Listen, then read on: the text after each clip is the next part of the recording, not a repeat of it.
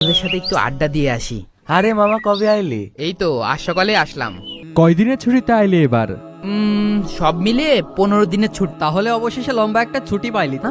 এই বন্দি জীবন থেকে যে কবে মুক্তি পাবো তাই ভাবছি। ভার্সিটিতে ভর্তি হ, তাইলেই তো সমস্যার সমাধান হয়ে যায়। হ্যাঁ, আমিও ভাবছি দাওরা শেষ করে ভার্সিটিতে ভর্তি হব।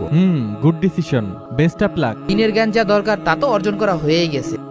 আর তাছাড়া আমার এই বন্দি জীবন আর ভালো লাগে না। আরে তুই টেনশন নিস না, ভার্সিটিতে ভর্তি হ, যা মন চায় তাই করবি। আমিও তাই করব ভাবছি। লাইফ এনজয় করতে পারবি।